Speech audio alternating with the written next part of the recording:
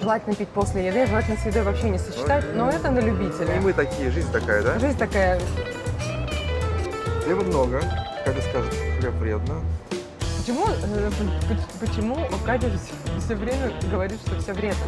Я хочу сказать. Что же я хочу сказать? Я думаю, что, о боже, нет, я не хочу что-то ничего заказывать уже.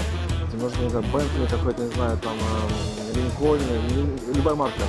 А ты, если ведешь на дороге, поганец, ты не соответствуешь, ты даже, знаешь, дискредитируешь этот бренд, автомобильный марки. Не обещаю. Это просто...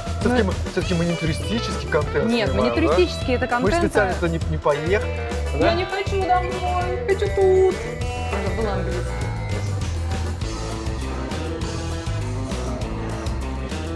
Это наша матча, да? Музыка хочет, заводит в танец, нет? Я танцую так себе, знаете, если знаете, какая дискотека была где-то там, у правителей, там один человек, вот так он танцевал. Как его можно не покормить? Ну он же даже работает на камеру, да ты мой сладкий. Ой, господи, я сколько их, 7? Здесь двое? Привет, привет, как дела? Анастас. Просто хочется посмотреть и немножко помолчать. Опа. Опа.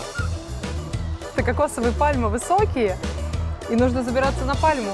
Поэтому, когда мы видим вот так висящие кокосики, хочется к ним прикоснуться. Как я?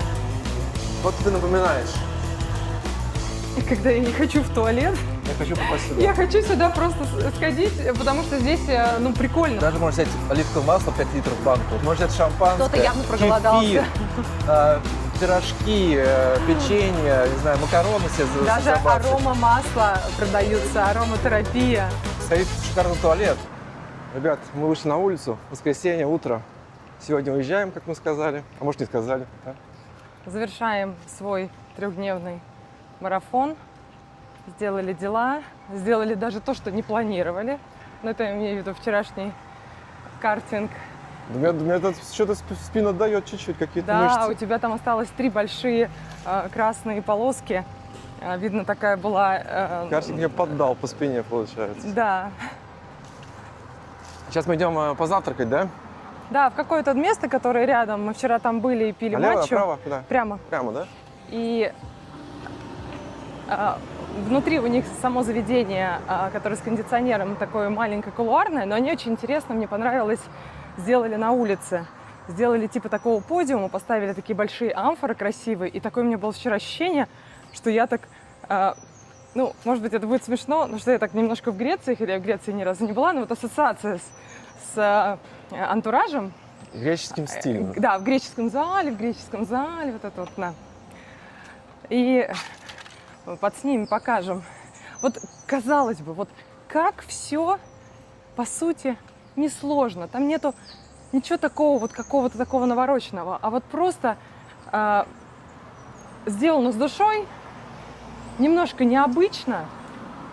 Я вчера так сидела и думала, так, я в Санто-Доминго, я в столице. Не в Греции, да? Я не в Греции, да. И причем пошли мы попить матчу просто потому, что это ближайшее место, а отзывы были, что типа обслуживание очень, тра-та-та. Запах гриля, дров. Да, это может быть вот здесь вот какой-то, это может быть из той пиццерии, в которой мы вчера были. И обслуживание оказалось прекрасным. Причем мне даже показалось, что официант был чересчур услужлив. Наверное, все-таки отзывы работают. То есть тебе понравилось? И мне очень понравилось, как, когда они подавали бутерброд, очень интересный бутерброд, 2 толстых кусочка хлеба, а внутри начинка. Мясо, такое тушеное, сыр и грибы. И все это в таком каком-то еще грибном соусе. И было так интересно, как они это режут. Ну вот как мы обычно режем, да? Берем, значит, втыкаем вилку и начинаем ножом это все пилить. А он делал это профессионально. Я взяла себе на заметку. Теперь, если будет у меня что-то подобное, какое-то блюдо... То есть нужно 2 вилки и 1 нож? Нужно 2 вилки. И вот эти 2 кусочка хлеба, на них кладутся 2 вилки и держится, чтобы ничего ниоткуда не вылетало. И прорезается ножом этот бутерброд. Это получается очень эстетично, красиво, так профессионально. А вы тоже берете себе на заметки всякие штуки, когда вот где-то путешествуете, я не знаю, там по антуражу, по каким-то вот там, я не знаю, как вот, ну, вот мне очень нравится за этим наблюдать и что-то думать. Вот я теперь буду делать вот так. Скажите, напишите в комментариях, воруете ли в хорошем смысле этого слова какие-то идейки. стили, дизайн какой-то, а все остальное? Ну, например, это может быть, я не знаю, вот банально, да? Я показывала, как красиво в апартаментах, в которых мы были, была бумага туалетная, была сделана в виде розочек, сложена в виде розочек. И это Вот не отель. Вот казалось это бы, не да, отель. да, кстати, в отелях я такого не... Нет, в отелях делают какие-то изыски из полотен, что-то Нет, такое. в отелях они заворачивают бумажку вот так вот уголком, и как бы это такой вот... но вот чтобы вот именно с бумагой были цветы, такого я ни разу не видела. Тоже взяла себе на заметку, вот так вот, ну, не знаю, может быть, там, вы встречаете гостей, предположим, да? У вас есть там гостевая комната, в гостевой комнате есть гостевой туалет. Ну, предположим, да, я понимаю, что, конечно, это прям большая редкость, да. И вот Какие там, гости должны прийти? Да, и вот там для гостей, для любимых там друзей сделать вот такой вот антураж с туалетной бумажкой. Мне кажется, что люди очень это ценят. Вот эти малюсенькие детали. Ну, когда приезжаешь в апартаменты, да, снимаешь, да. По поводу гостей, они не скажут, что вам делать нечего, заняться какой-то ерундой делать. Нет, не будет такого. Ну, просто мне так пришло в голову, что это интересно. А мне кажется, что я немножечко ошиблась нашей дорогой. Заговорились. Да, вот это вот. Поэтому придется сейчас немножко подсмотреть. Нам немножко назад вернуться, Илья. Мы прошли. Угу. Ну, для нас это полезно, да, с утра. Зато покажу сейчас такую картинку, которую не видел на камере. Как Так. оформлена прачечная. Что я не могу понять. Куда идти? Куда идти? Я не могу понять. Смотрите, как прачечная оформлена. Все, мы пришли, Илья, налево. Какая красивая красота. Опять говорю такими словами, но действительно, есть даже какой-то мастер, художник. Такой граффити, который, как бы, наверное, под заказ, но красиво, да? Классно, здесь просто, здесь, наверное, может быть магазин одежды. Прачечная? Да, Они стирают? да. Это прачки? Да. Премиум прачки, понимаешь? Напротив. Напротив? Вот совершенно неприглядное То есть мы место, проскочили. закрыто машинами, да, и Да. вообще непонятно, что это. Вот то, что у них в стекле, это, соответственно, внутри, а вот здесь, где крутятся вентиляторы и цветы стоят, это вот небольшое, они сделали такой подиум. Называется Триго кафе, называется, да? Да. Триго какао. Триго. Какао. Да, Триго какао. Мы не завтракали, хоть и мы говорили, что мы в кафе не ходим каждый день, мы едим Здесь дома. мы зачастили, слушай. Но здесь какой-то ритм попали какой-то, и завтраки относительно недорогие в целом. И пока мы еще один день находимся, в одно утро находимся в столице, Решили себя побаловать. решили побаловать. И вам показать. И потому что нам нужно еще номер сдавать, в апартамент сдавать 10 часов утра. Вот И мы не успевали. Скажи ничего особенного. Но вот когда я сюда стала заходить, я поняла, что особенное здесь как раз все. Заходим, посмотрим, что внутри. Оля. Ага.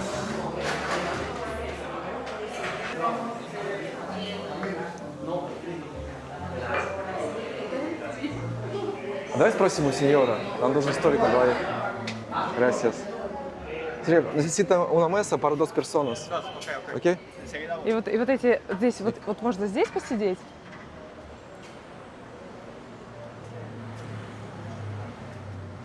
А можно здесь. Ух ты. И меня покорили эти горшки. Вот просто вот эти безумно красивые горшки. Мне показалось, что здесь вот какая-то такая особенная обстановка. Хотя с улицы вообще Давай здесь абсолютно посидим, не. Можно Здесь? Да.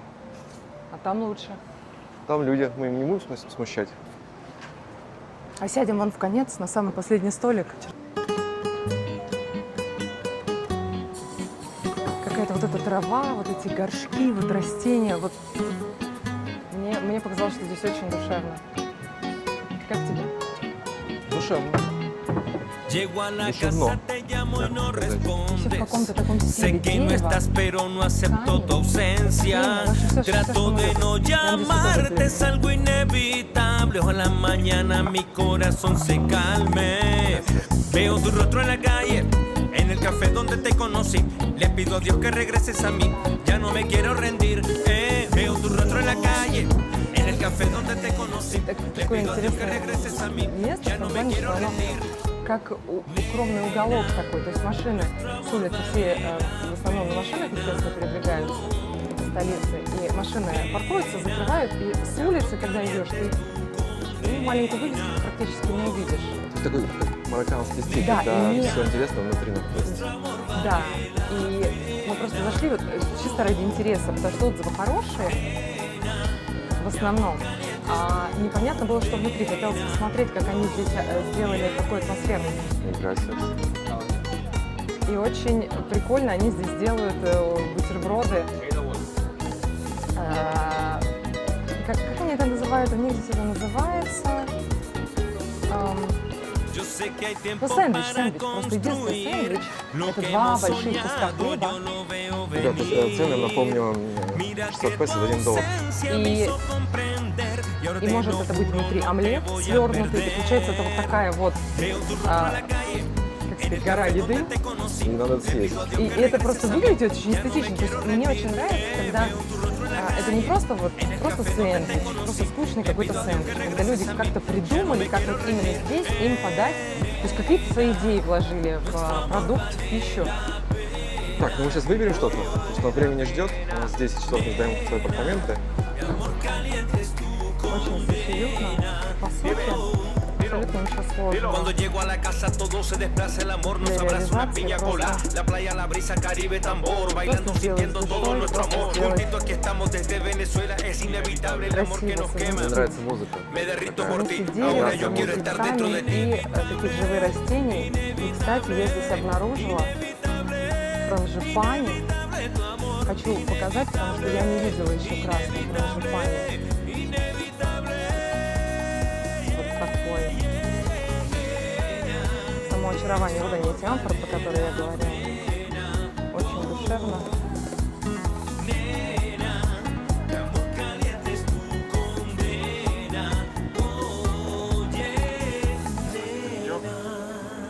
Водичку.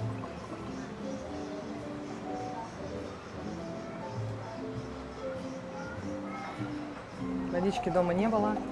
Да, с водичкой у нас И после пиццы был почему-то просто вечно не какой-то хватает водички. невероятный. Muchas gracias, muchas gracias. Какой-то невероятный сушняк, я не знаю, такое было ощущение, как будто ели не Давай. пиццу, а пили алкоголя много. Да, пицца, видно, была такая.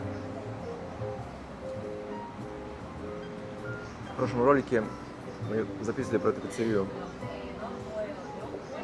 информацию.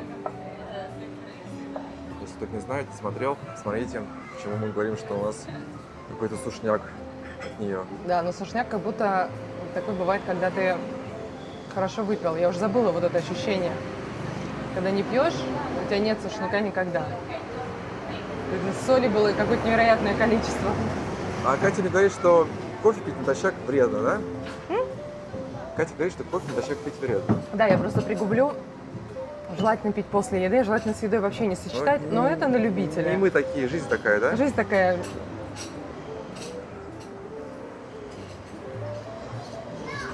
Хорошая. Хороший кофе. Хорошая. То есть это не разбавленный какой-то там кофеек из такой, знаете, американской чашки. Здесь вот что хорошо, чем хорошо доминикана, здесь работают кофемашины.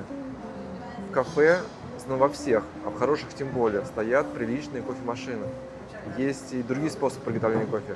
Здесь нет этой, ну, как бы такого американского отношения к кофе, что Бурда Моден. лучший кофе в Америке, возможно, это в Старбаксе, да? Вы тоже так называете вещи, То которые... есть здесь не пьют лоханки из этих таких вот графинов кофейных.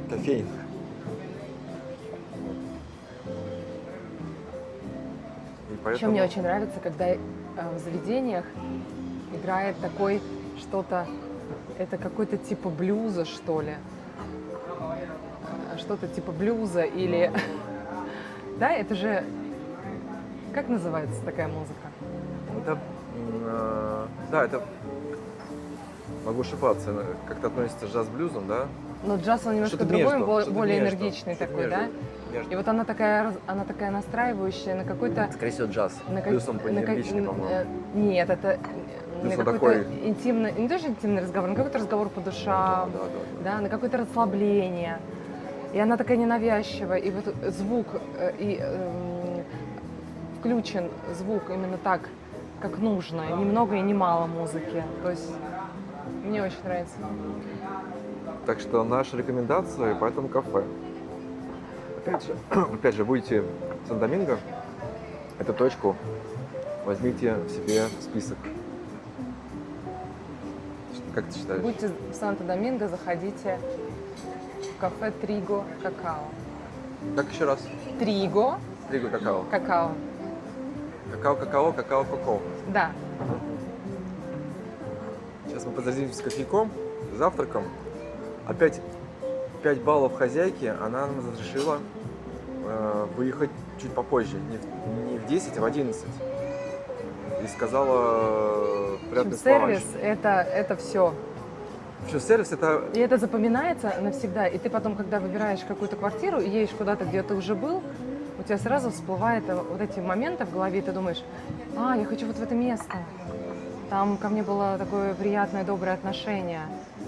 И возвращаешься вот в те места, где люди оказали тебе сделали как-то, приняли тебя как дорогого гостя.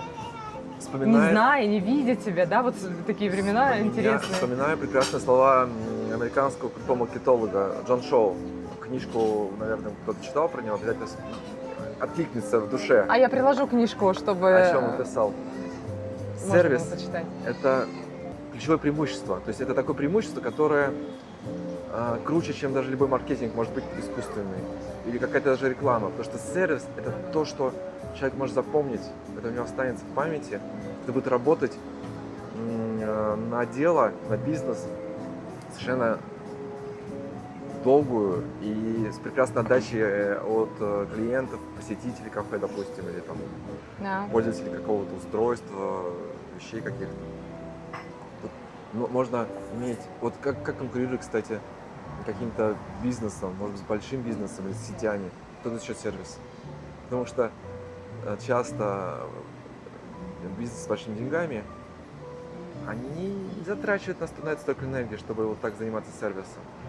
А вот микробизнесом, наоборот, это подспорье, они могут контролировать Точить все детали. детальки. Точить детали, да. Они могут приветствовать людей, которые часто посещают, как, допустим, из кафе взять заведение, знать их какие-то предпочтения, знать их семейные какие-то дела, там, знать имена собак, котов. Да вот даже банальное. Мы ходим там, где живем, в кафе, и мы приходили в кафе на разном составе. Мы приходили с семьей, с дочкой, мы приходили с папой Ильи, нас было 4. И потом в какой-то момент мы стали ходить вдвоем, потому что папа уехал, у дочки свои какие-то дела, учеба. И нас спрашивают, а где ваш папа? А где ваша дочь? Она, наверное, уже выросла. А мы помним ее вот такой, сейчас она уже, наверное, вот такая. То есть настолько важно вот помнить. Конечно, у официантов, да, у обслуживающего персонала есть вот это вот, они помнят людей, у них хорошая зрительная память, но меня в такие моменты просто удивляет. Парами. Си, пара Доминикан. сеньор и este para mí. Завтрак называется «Хороший доминикан». Este plato es enorme. Gracias. Очень gracias. Muy rico. Очень gracias. А кто знал? Вот кто знал, Ух что ты. это будет вот так? У меня такое ощущение, что эта порция Это- даже не на двоих, а на троих. Это, такой мужской омлет получается какой-то просто. Мужской. Ну, вот размер такой просто. Это не большой, это прям огромный. Хлеба много. Катя скажет, хлеб вредно. Почему Катя все время говорит, что все вредно? Я же никому ничего не Но, запрещаю. наша женщина, она заботится, да, и они знают, что вредно, что полезно. И они помогают мужчинам не скотиниться в плане еды, да, не превратиться в кабанов каких-то, да, хрюков Но каких-то. очень интересно по поводу хлеба. Сейчас я расскажу по поводу хлеба, и мы начнем трапезничать. В Доминикане начали наконец-то выпекать вот в больших сетевых магазинах, у них же свои какие-то там пекарни, да, они стали выпекать хлеб на закваске. И это на порядок, конечно, лучше, чем тот хлеб, который они обычно продают. У них вообще здесь местные едят, называется водный хлеб. То есть это такие вот булочки, простые булочки, но когда вот мы один раз их купили, вот ты ее разрываешь, булочку, а внутри там как бы вот, ну то есть вот Ну, кто Я не- такое ощущение, что сделано из бумаги из середину какой-то. 90-х, может быть, помнит, когда пришел хлеб на смену Да, такому но это были все равно не такие советскому булочки. такому, ну, таким по ГОСТу батоном, всяким вот этим буханкам. Пришел такой якобы такой а-ля французская булка, но более низкого качества, потому что там вода и... Но мы этот хлеб есть не смогли, доминиканцы его едят, потому что он просто очень дешевый. Но у нас открылась панадерия, где прекрасный шеф готовит пирожные, он итальянец. До этого он 5 лет работал, 5 или больше, работал просто как шеф, Мы подснимем, кондитер подснимем кондитерскую. Да. в кафешке. И потом открыл свое кафе. И он начал печь просто невероятный, фантастический хлеб, от которого просто невозможно отказаться.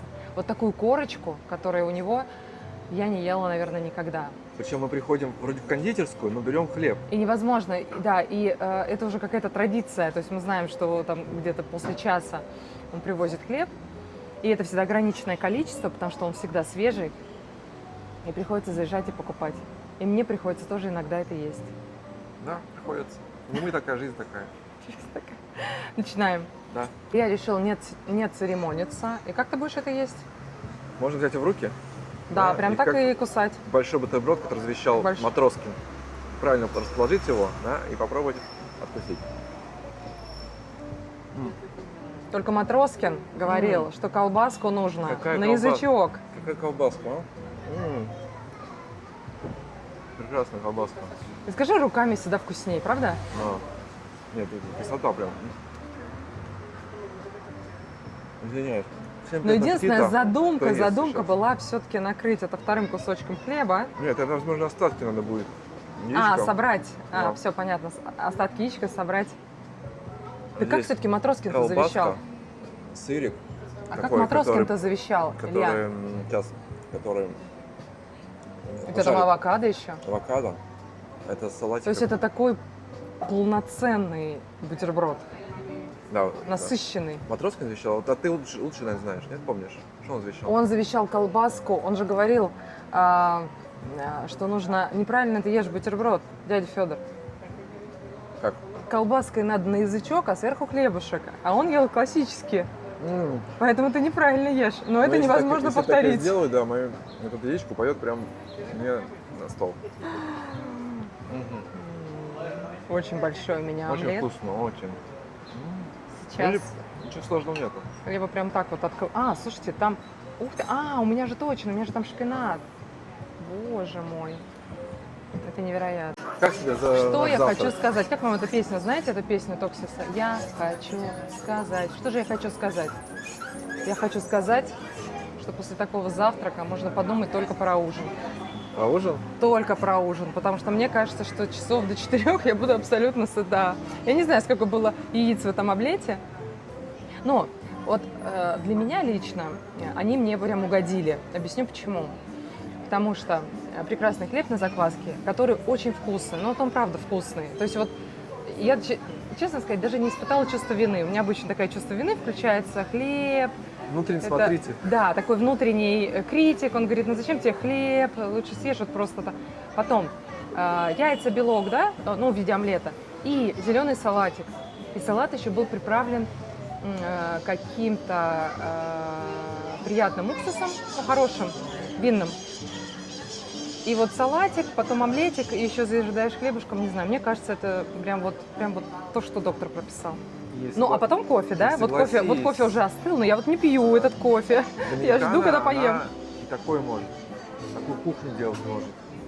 Да, дело все в том, что Получается у нее. я думаю, что эти места открывают экспаты. Потому что они летают к себе в свои страны, в Италию, во Францию, в Испанию.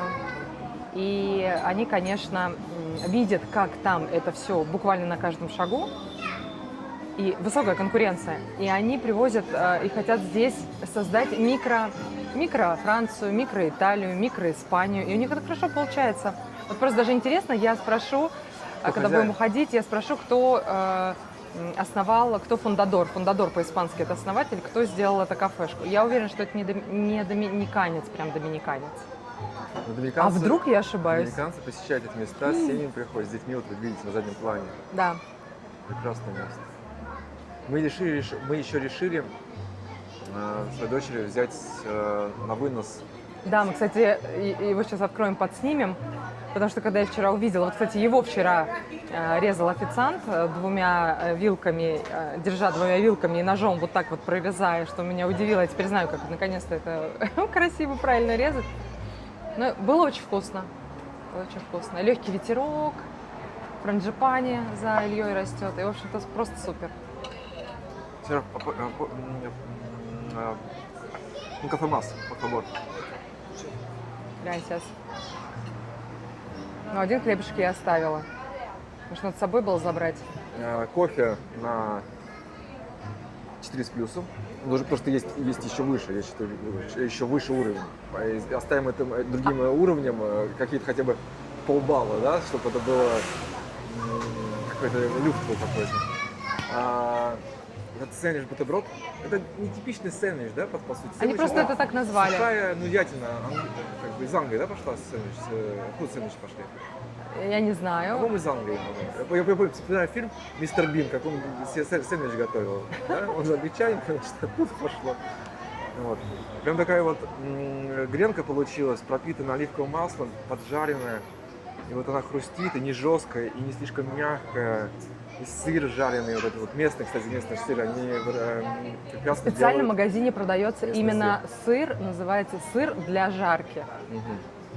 который просто не растекается. То есть он держит форму, но при этом поджаривается. Мгм. И семья вот он нам доминиканская приоткрыл. сидит. Илья, покажи, как он А приоткрыл. я снимал прям это все. Окей. Вот. И вот у меня почему-то ощущение Греции какой-то, вот не знаю почему. Может быть, вот просто эти большие горшки. Амфорные горшки, это можно так У сказать? меня какой-то вот Амфорные переносит, горшки. да, амфоры переносят меня вот почему-то в Грецию, хотя я не знаю, в Греции не были. Причем меню достаточно не то что простое, оно понятное, легкое, но каждое блюдо получается продумано, и этого достаточно, потому что может быть тебе меню будет огромное, и ты в нем можешь запутаться, и каждое блюдо тебе подойдет. Но если что-то такое, что ты не будешь в восторге.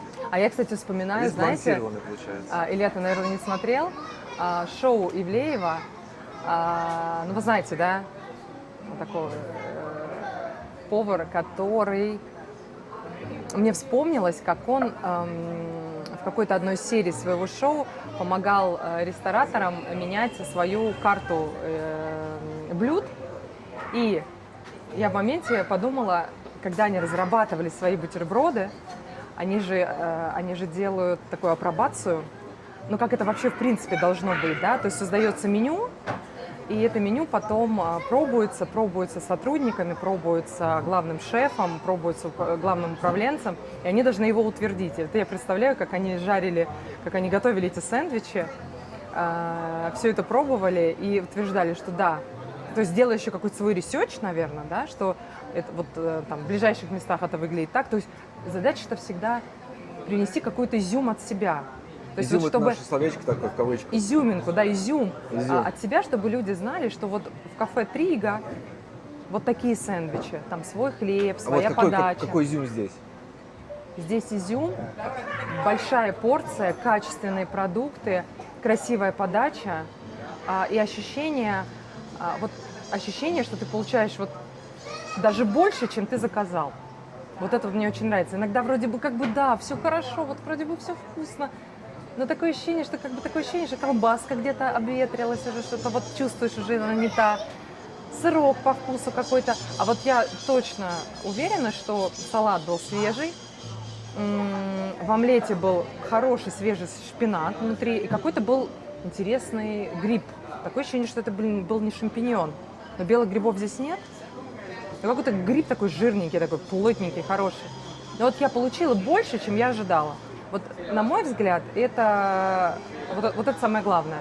То есть ты выходишь абсолютно удовлетворенный и внешней какой-то обстановкой, и люди, которые приходят, и как тебя обслуживают. И бывает, знаете, вот эти, бывают официанты. Кстати, вот Навязчивые. знаете, про официантов это отдельная тема, потому что Как по-испански официанты?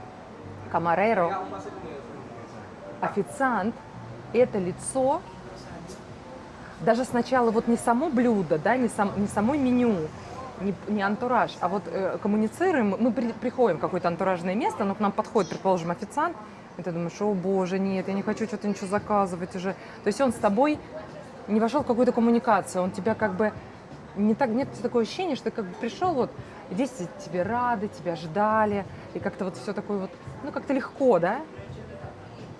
Я где-то даже читала об этом, что официант – это самый главный человек в ресторане. Это Помимо такой меню. Амиго по столу, амиго де Да, месса. такой друг, который тебя как бы проводит через твой опыт вот завтрака, там, я не знаю, хорошего ужина. И он и услужлив, и при этом не зануден, и при этом он тебя понимает, да, с полуслова. Согласись, все-таки официант – это важная персона. Официанты – душа кафе, ресторана. Иногда они бывают навязчивые или избыточно... Или, наоборот, невнимательные. Невнимательные. Или нужно... Вот многие жалуются часто в европейских странах, что ты еще официанта достань, пригласи, он будет там где-то там стоять, вроде ты должен подойти, а он делает вид, что как будто не видит. И еще мне очень нравится, Или когда долгое они ожидание. работают как невидимки. В копеек Да? сейчас скажу. Ожидание. Быстро, Да, быстро да, приносят учитывая, пищу. что у них была такая посадка процентов на 70, наверное. Мне кажется, здесь столов, наверное, всего штук, наверное, 25-30. Это много. И они все быстро сделали, да. И скорость приготовления высокая очень. Не то, что высокая. Вот есть такое впечатление, что доминиканцы, да, они расслабленные, они не спешат. Но это не значит, что они тормоза в работе. Но это не значит. Сколько мы контактировали там, какие-то, не знаю, сантехник какой-то, установщик кондиционеров. Да, если они загружены, они могут не моментально к вам приехать. Да, они Но скажут если вам они завтра. приехали на работу, они все сделают, постараются в этот день. То есть не будет такое, что послезавтра что-то доделать, переделать. Они работают. Даже в кафе. Да, они расслаблены, спокойны, но это не значит, что они будут вас заставлять ждать. Достаточно быстро работают. И во многих здесь заведениях время ожидания каких-то вот блюд, любых, практически ты с этим не сталкиваешься, что ты что ждешь, там, сидишь, ждешь. Вот как нет Единственный такого. раз у нас с тобой было, когда мы были дома в нашей деревушке в Баваро, и там мы пошли с тобой, помнишь, в мексиканский, это было чуть за Баваро, мы пошли с тобой в мексиканский, поесть мексиканский буррито. И вот А куда мы пошли? Мы пошли в жирное туристическое место, где эти кафешки, знаете, есть такие кафешки, когда они мы, по своей кстати, природе сделаны, они сделаны как вот в парках игровых, когда точно, ты вот зоны абсолютно по прав. зонам, там, это там Это, Мексика, знаете, это из той Япония, это постанова. это из той истории, когда ты пришел, грубо говоря, в парк, Там и зоопарк. ты голоден, и тебе приходится есть еду, которая есть только в этом месте. Естественно, люди с собой не потащат в парк какие-то с собой продукты, да, идем налегке. И тот мексиканский ресторан, про который я говорю, мне кажется, буррито мы ждали, я не знаю, наверное, минут 45-50. Я уже хотел уйти. Ты хотел уже уйти, да. Но с тех пор мы внимательно относимся к местам, которые посещаем, и все-таки избегаем постановочных мест, где стоит декорация, да, как для съемки какого-то фильма. Там зона Мексики там, или Марс какой-то, да, и ты понимаешь, что ну, окей, но декорация, она будет, скорее всего, не про еду, она про какую-то Мы как-нибудь снимем ролик про искусственность. место, о котором рассказываем, потому что в этой зоне, эта зона достаточно обеспеченной публики. И для меня, например, до сих пор загадка, почему в этом месте открыты именно эти заведения, а не какие-то другие. И неужели местные, которые имеют дома, которые начинаются по стоимости от 700 тысяч долларов и выше, да, там, до 2-3 миллионов долларов доходит, неужели они ходят в эти места и водят туда своих друзей? Неужели они настолько насколько им нравится это обслуживание и это качество еды, которое там людей кормят. Для меня это загадка. Да. Либо они едят дома, а в эти места не ходят, и просто куда-то отъезжают дальше. Ребят, Но это место требует отдельного ребят, ролика. Мы не стремимся заниматься каким-то туристическим видео, какие-то вот туристические разборы, какие-то специальные такие локации со стороны туризма, наверное. А мы снимаем то, что сами используем, видим, пробуем на вкус, пробуем ногами, руками щупаем, да, то есть мы снимаем то, что сами проживаем. И наши ролики, возможно, будут разные, они из тех мест, где мы бываем не просто как Они будут настоящими. настоящими, потому что мы просто делимся тем, что мы сами видим, слышим, едим, и что бы мы хотели, может быть, посоветовать и показать, как... То есть не будет никаких специальных таких вот тестов чего-то для камеры. Если мы что-то снимаем, значит мы сами пробуем, значит здесь проживаем, находимся, и нам это не нужно. То есть погружение в среду со стороны проживания в этой среде. И вот такой контент мы будем выпускать, стараться показать реальную жизнь. Прежде всего, ту жизнь, какой мы сами пользуемся, как мы живем. И попутно подсвечивая вокруг, что у нас происходит, то, что есть. Илья, как ты думаешь, кто основал это место? Доминиканец? Я думаю, доминиканец, но, возможно, есть какие-то корни с испанцем какие-то, наверное. Я думаю, все-таки это что-то связанное с Испанией, да? Да, но надеюсь, что доминиканец. Узнаем. Молодежь, Будем, кстати, молодежь достаточно это, прогрессивная. кстати, интересный момент. Мы теперь введем это в традицию. Места, которые мы посещаем, и которые нам нравятся, которые мы рекомендуем, мы будем узнавать, кто эти места основал. Это интересно. Может быть, это какой-то придает еще дополнительный смысл этим блюдам, да, вот этой атмосферности, вот этой, которую мы видим и чувствуем. Да. Будем уточнять, но говорю, молодежь достаточно прогрессивная, и она разбирается в стиле, во вкусах. Поэтому я не удивлюсь, если здесь основатели места доминиканцев. Мне всегда казалось, что места, которые люди открывают, какие-то такие особенные, связанные с едой, это всегда желание сделать что-то для себя. То есть какое бы место, я уверена, что вот человек, который это открыл, это то место, которое он сам с удовольствием посещает, и то место, которого ему не хватало в этой стране, и то же самое во всех остальных странах, да? Вот этой какой-то индивидуальности, поэтому мы узнаем, кто основатель, и вам расскажем. Y, Sí, sí. señora, y un café más Y también un café más, un americano. Ujú. американо. Вот мы, может, перехвалили чуть-чуть перехвалили, может быть, а про кофе, возможно, забыли. Нам надо показать. Или просто официант не передал это другой официант. Так, давай. Вот этот прекрасный. Это сэндвич с сыром.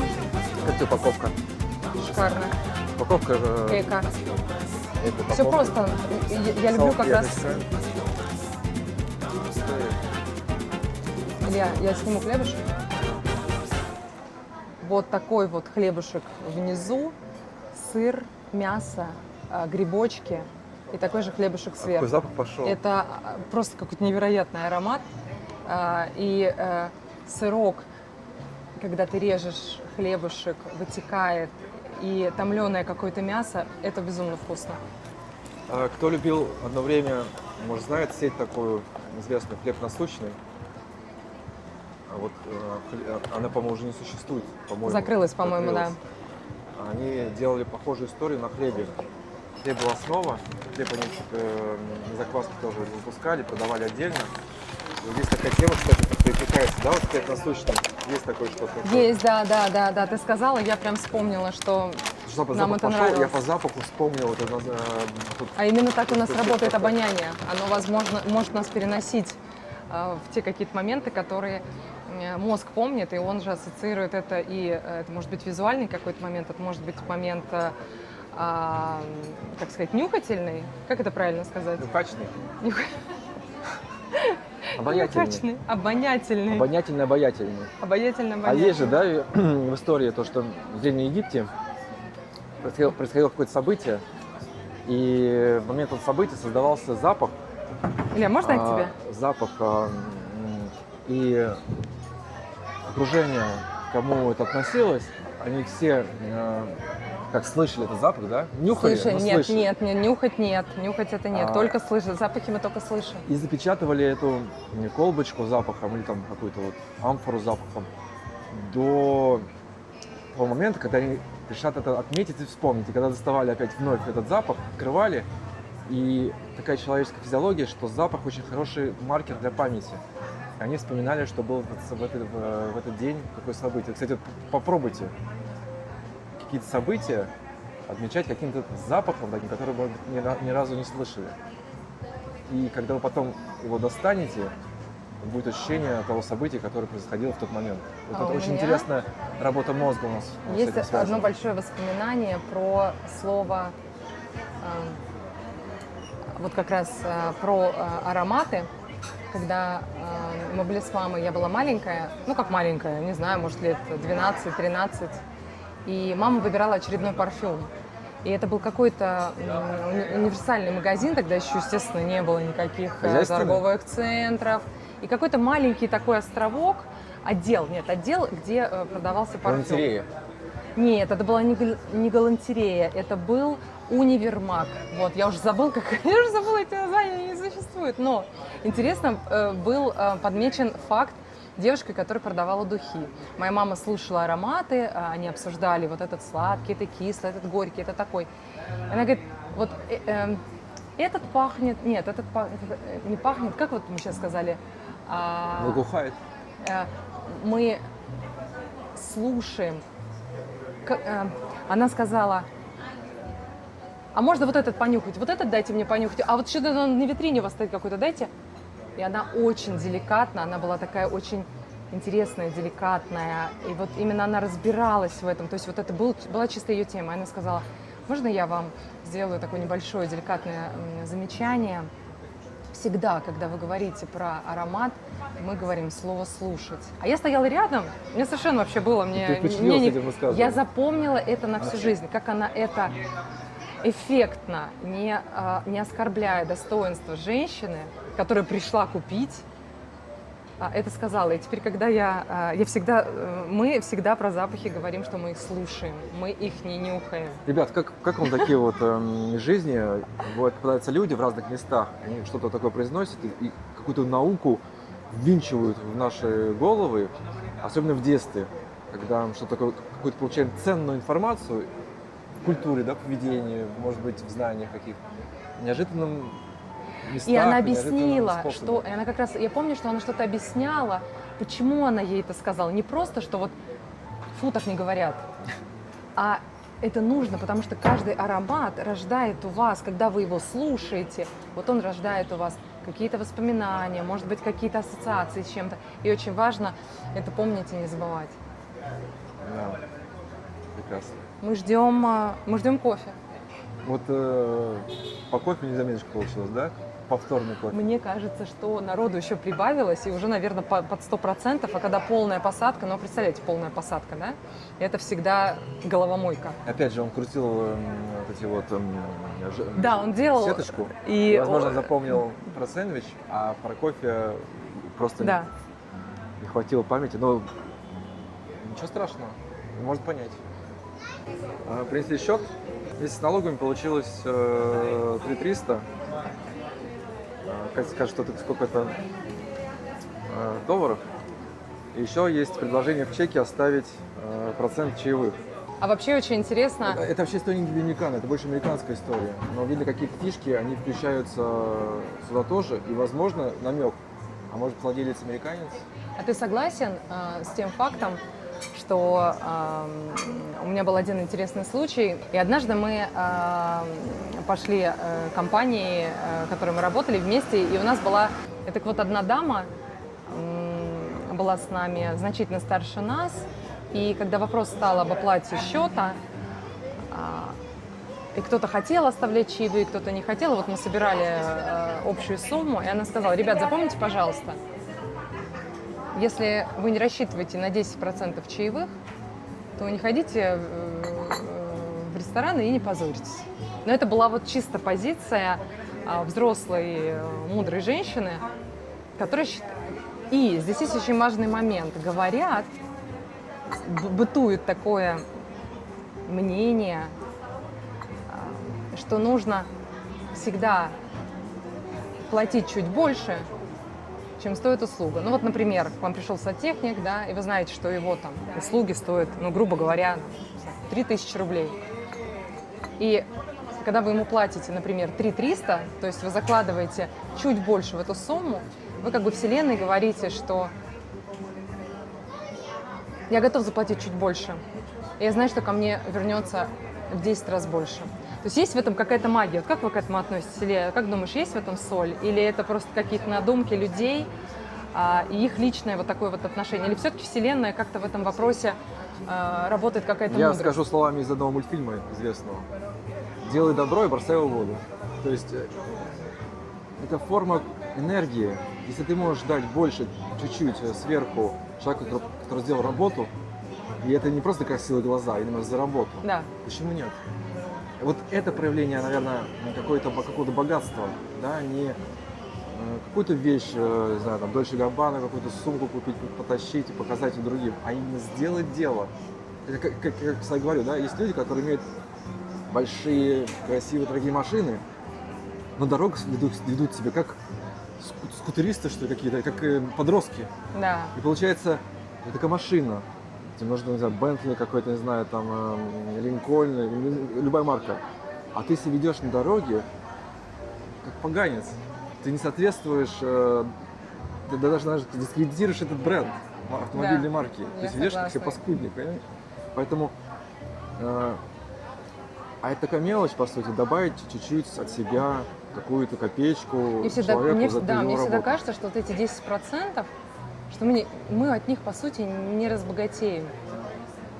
Да? Не сделают они нас экономия, вот эти 10, ну не знаю, 5%, да, то есть у каждого это может быть своя. Но смысл, задумка в том, чтобы не просто оплатить чек, а оплатить чуть больше. Может быть, это будет 5%, 3%, 10%, да? И еще в работе тоже такая вещь, когда ты что-то чаевые, да, как это относится к работе. А когда ты сам работаешь, ты иногда делаешь чуть больше, чем нормально, да, чуть больше, чем нормально. Тоже такая привычка формируется. Да. Отдаешь ты чуть больше, чем можешь запросить. Да, здесь основной смысл отдать чуть больше, то есть как бы пройти. Я раньше всегда думала, что это работает только в отношении, когда ты делаешь что-то, да, ты проходишь лишнюю милю. Да, причем вот это понятие лишней мили уже существовало тогда, когда еще не было вот этих всех современных коучей, инфобизнесменов и всего остального, и книги по саморазвитию только это был, наверное, вот бы не соврать, это был конец 90-х и самое вот начало 2000-х. Это было недавно, было давно. И это был такой прорыв читать какую-то книгу, читать про какую-то лишнюю милю. А вот, кстати, с чаевыми, получается, лишняя миля это наша лишняя миля. Идентично, да. Причем я не поддерживаю историю, когда наотмашь там кидают там какие-то огромные суммы чаевые, какие-то вот такие. Это, мне кажется, больше такие жесты. На камеру, на... То, что какой-то такой прям вспышки души и момент такого. Ага. Сейчас мы расплатимся и... Не, расплатили, сейчас мы один вопрос решим. Мы спросили, нам ответили. Что? Кто владелец этого заведения? Кто выиграл? Доминиканец. Доминиканец. Не испанец, не доминиканец, не американец, а доминиканец. Так что, ребят, доминиканцы... Молодцы. Молодцы. Гордимся. И мы вот на этой веселой нотке сейчас побежим в наши апартаменты, заберем чемоданчик, вещички, сядем в машинку и помчимся в нашу деревушку. И я попробую по дороге подснять кусочек Карибского моря. Кстати, мы там можем в одном месте остановиться. Ну, может быть. Если получится, Может быть, да? если получится. Не обещаю. Это просто... Все-таки мы не туристический контент Нет, мы не снимаем, да? туристический, это контент. Мы же специально-то не поехали. Нет, бы, мы специально не поехали. Самое интересное, что этот кусочек Карибского моря будет прям по пути, поэтому можем его захватить. Ребят, ну мы решили, все, мы уезжаем. От квартиры отдаем. Какой прекрасный вид. Он прямо не отпускает, держит за то место, не знаю, как сказать. Да? Я не хочу домой, хочу тут. Прям какая-то красота. То есть, кому нужна городская какая-то жизнь, вот такие Но апартаменты. это же великолепие. Это просто потрясающе. То есть, ты смотришь, не знаю, как вот... Я, наверное, спал бы, наверное, вот здесь на диванчике. Надо нам было, постоянно. здесь надо было спать, а не в той комнате, в которой вы спали. Да, С маленьким да. окошком. Поэтому берем наши вещички и дуем на парковку, потому что мы опаздываем уже со сдачей квартиры. Спасибо этому прекрасному месту, большого количества клиентов. Но когда мы сейчас захотим ее снять, чтобы местечко для нас было. Пока, квартирка. Будете по тебя скучать. Какой диванчик, а? Вот прям просто вот. И самое главное, вот ничего лишнего, все как доктор прописал. Ребята, хотел вам подснять чудо-стиральную машинку. Для нас она непривычная. Пользуюсь обычно европейскими типами. А здесь машинка она так встроена, имеет сразу условно мокрую часть и отделение для сушки. Это такая вот машинка театрного типа. Сейчас открою крышечку. Видите, водичка. И такая спираль, которая крутит. Шумит она как паровоз. Для стирки. И такие же циклы есть. Для сушки, для стирки. Потом, получается, это мы достаем вещи из этого отделения и кладем в отделение для сушки. Вот. Такой вот для нас необычный американский зверь. Как мне нравятся эти здания, вот такие с огромными цветами там. Такое здание-сад. И свободный Санто-Доминго. Потому что Доминго. А Доминго это что у нас? Воскресенье. То есть, по сути, город Воскресенск, с одной стороны, нет? Воскресенск? Нет? Святой Это Воскресенск. Воскресенск, да. У нас дочь поклонница матчи, нас приобщает к этой культуре. Вот мы приехали в такое место маленькое. Как мне нравятся такие малюсенькие места. Называется Сом. Вот казалось бы, да, ничего особенного. Но вот такое вот деревце и еще одно деревце. И мы заходим. А что, закрыто? Оля, puedo grabar? Ай, какая милота. И прохлада.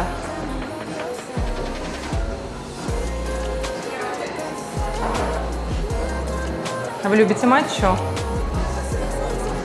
Я вот только привыкаю к ней.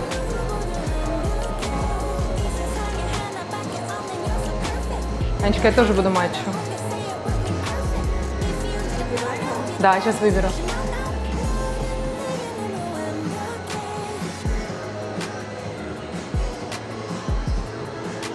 А что у нас тут есть? О, даже бакский чизкейк. Не бакский, извините, пожалуйста, баский.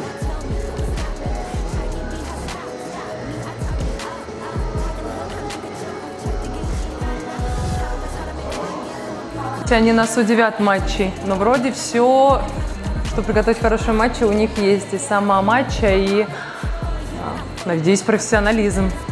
Мне вот интересно, как люди, основатели, придумывают, здесь даже мороженое у них есть, как придумывают название, почему именно Сом?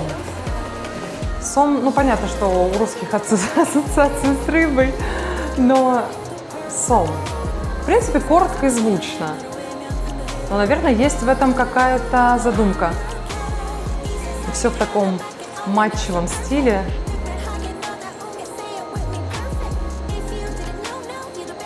Надеюсь, нам сейчас принесут что-то очень симпатичное. Можно вот так вот душевненько посидеть, порелаксировать. Забыла, что у меня цветок. Ну, пускай будет здесь, мне кажется, так симпатично. И, кстати, что интересно, дверь с обратной стороны закрывается. И вот так не любой человек может войти. Наверное, это ввиду специфики района, потому что в Санто-Доминго есть и неблагополучные районы, и администратор, бариста открывает, когда видит, кто у двери.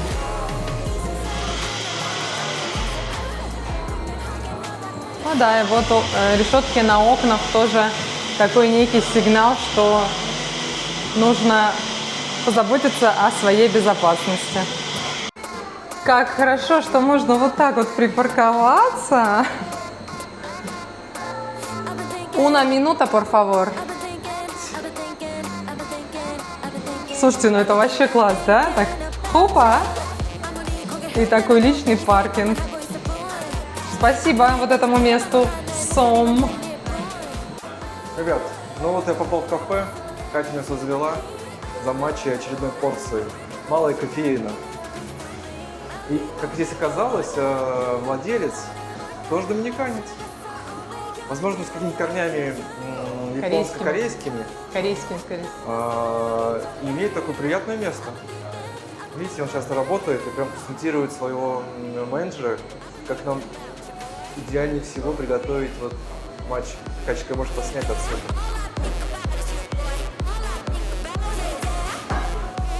Хорошие ребята, молодые пара. Еще, конечно, уточнить, почему именно сом. Что они вложили в это название. Катя, у них есть барский чизкейк. Да, я уже сняла, да, у них есть, можно перекусить. Доминикана. Кафе.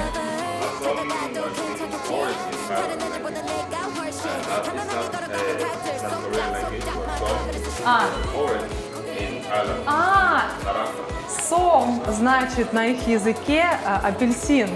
И поэтому они так назвали свое кафе. То есть это с матчей как бы не имеет прямого соотношения, но они назвали это вот, то есть...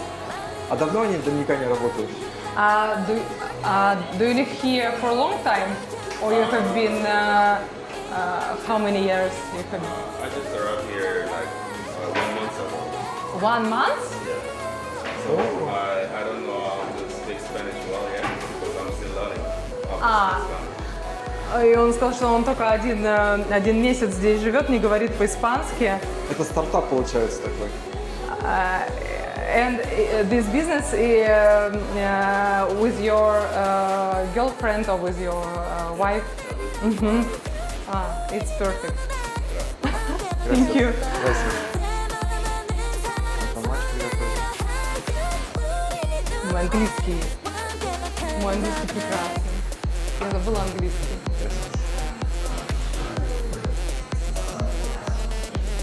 Это наша матча, да? Это самая простая. Я взяла самую несладкую матчу просто на кокосовом молоке, потому что все остальное там соками, вариативности очень много. Ребят, Я хочу именно вкус Простите матча. за наш английский, мы переключаемся с испанского. Я вообще английский не знаю, а после испанского английский не сразу входит, да, так вот неожиданно. Поругайте меня за мой английский, пожалуйста, потому что, как всегда все правильно говорят, что когда начинаешь учить другой язык, первый иностранный, ты начинаешь забывать. Ну ладно, это не страшно. Дашь мне попробовать? Да, только я не знаю, как... Сюда, правильно?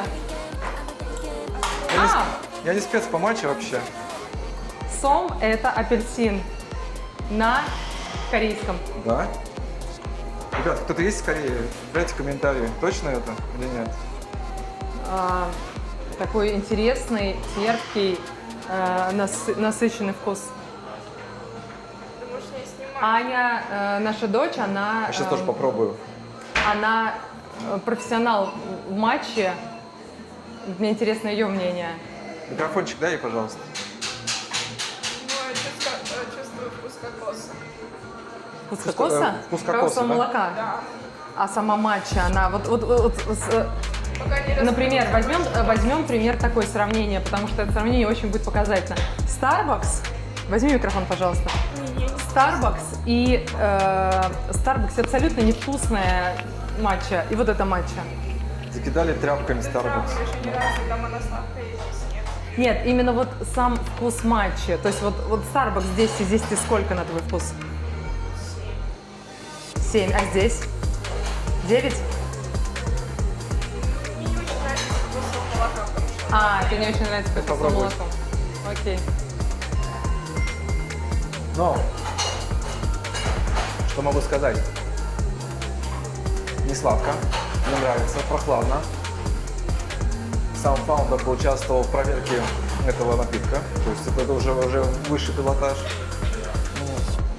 Место романтичное, уютное. Мы такие места любим, да, такие маленькие-маленькие, такие сисипусечные, да? Сейчас допьем матчу. Надо заехать за водичкой. Да? У нас опять нехватка воды. А мне нравится. Надо ставить кулер в машину, да? Да, да, действительно, как ты тогда говорил, мне надо во времена большой загрузки по работе мне нужно кофе пускать внутривенно, а в Доминикане нужно воду пускать внутривенно. Катя, почему у нас такой цветок, вот он все у нас не растет? Вот я покажу сейчас. А это не он, это не он, у нас дома совершенно другой цветок. Ты просто перепутал. Но стилизовано все очень мило. Вот эта зеленая дверь в бытовое помещение просто прекрасно. Мне кажется, прям молодцы, заморочились. Владелец из Кореи, женился на доминиканке, здесь всего лишь месяц, испанского не знает, но уже работает. Да, и он сказал испанский, я не знаю, но я вот открыла и вот. А мы не знаем еще, он в Корее, интересно, имел такой опыт или только здесь открылся? И это история, это Будем утаивает. прокачивать свой английский. А вот интересно, как матча на соке. Будем пробовать сейчас. А, еще матча будет? Да, у нас вторая матча. Ну, тогда включим скоро вторую матч, конечно. Уже принесли. Да? Да. Дай попробовать. Ух ты! Не, мы своей трубочкой.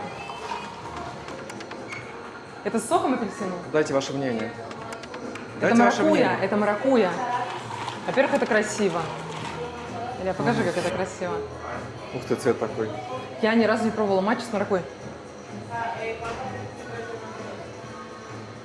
Маракуйя, она, конечно, божественна сама по себе. Матча я, честно говоря, не чувствую. Но зато будет бодрящий просто эффект. Надо хорошо перемешать. Но не Ну, мешай. не профессионалы. Работают не профессионалы, любители. Но любители же тоже могут пить матчу. Ребят, стало еще слаще. Ну, дайте попробовать. Да, попробуй. Да, сейчас. Я трубочку вытащу. О, это с маракуйей, это местная чинола. Сладко, но вкусно. Сладко, но очень вкусно. Такой необычный вкус. Ребята, потрясающе. Я сейчас, секундочку. I've been thinking about you. 아무리 고개 흔들어도 난 네 생각만 하고 있어 boy. 아무리 딴짓해봐도 Ресторан Будка. 들릴 boy. Лето, опять в магазине? Да вот водичку надо опять взять. У нас какая-то вечная нехватка воды. Потому что пить хочется. А где вода у нас, да? Где у нас вода? Вода, по-моему, была как раз оттуда, откуда ты ушел. Обычно вода в начале. А, вот вода. Вот.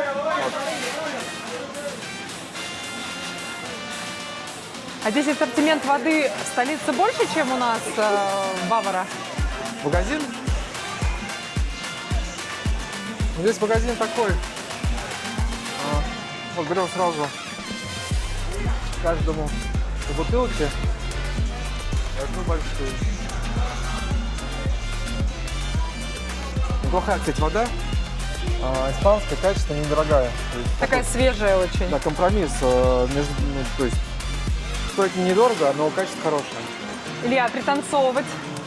Музыка хочет, заводит в танец, нет? Я танцую так себе, знаете, если знаете, какая дискотека была где-то там, у правителей, там один человек, вот так он танцевал. Вот. На кассу или еще что-то хотели? Это Ой, какие достаточно. интересные. Это достаточно. Какие интересные. Что это? Это вино. Ну, красивые коробки, класс. Слушайте, первый раз такое вижу. Ребят, смотрите, безалкогольное вино. И написано «Win», победа. Нет, а это не вино, это безалкогольное вино. Безалкогольное вино – это для тех, кто победил, Даже есть все-таки победил, все-таки розовое. тягу к алкоголю. Розовое, белое, безалкогольное. Илья. Шардоне. Шардоне. Слушай, а я не видела у нас такое. И шампанское безалкогольное, нет? Да, 3. И такое, и такое. А можно побаловаться? Но... А вы бы какое выбрали? Розовое, белое, винишко или взяли бы шампанское? Это ты подсними, сверху подсними. Стеллаж безалкогольного О боже, винища. слушайте, это так круто. Аня, какое мы с тобой пробовали? Значит, Здесь даже нет есть такого. Просекко безалкогольное. А, низкость. Нет, какое оно? Оно такое. Безалкогольное, что ли? 0,5 алкоголь. Ух ты. Это вот знаете, А, как... нет. Алкоголь removed. Какой-то удаленный, получается, Да, алкоголь. Да. Возможно, алкоголь вообще. А сейчас Вот прикинь, это безалкогольное, да. 100% натуральный. Алкоголь фри. Ничего себе. Слушайте, Ребят, теперь мы знаем тех, кто... Это если вы это для хотите, меня. чтобы мы это протестировали, Это да? для меня. Если хотите. мы это сделаем, купим и протестируем, как это можно по вкусу. Это не лимонад же, не буратино, я понимаю, правильно понимаю? Целая стоечка такая очень оригинальная. Очень интересно. На кассу. Хорошая находка. На кассу.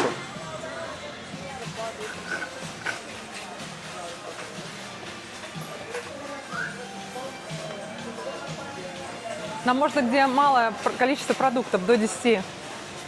Buenas. No. Мы нашли котов. Пс-пс. Ай, вы хорошки. Зачем перестали играть-то? Пс-пс. Ай, ты сладкий, маленький. Ой, еще один бежит. А, это мамы и малыши, подросточки. Да, ай, ты сладкая красавица такая. Ой, как ты красиво легла, зайка. Ты такая беленькая. Ой, какие вы красивые, ребята. Какие вы хорошенькие. Ух Ну ты, ладно, отдыхайте, кошачья ферма, жарочка да? вам, да? А это мама и детки. Ой, еще один. А, Вот. еще под машиной. 2 под машиной, Илья. Да? Вот, смотри, у них целая тут Нет, Они как котики. какая мамаша-то, ух ты. Мама такая серьезная девушка, Да. да. Да ты ж моя сладкая. Ой, ты такая, идешь спокойная, скажи, так жарко, я такая спокойная. Ой, надо покормить, Илья, я пошла в магазин. Ребята, вот вы как, вот я не могу. Смотрите, 1, 2, 3, 4, 5, еще 2, 7 человек. Придется кормить. Пойду в Ничего магазин. себе.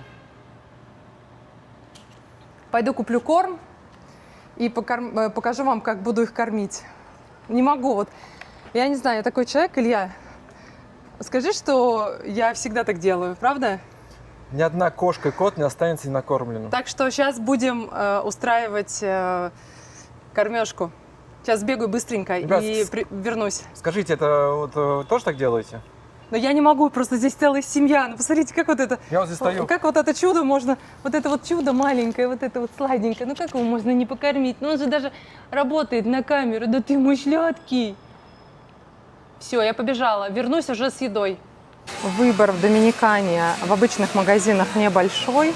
Вот если говорить про влажный корм, то это Фрискис, какой-то Поз, Фэнтези Фест. Фрискис я не люблю. Вот это, да?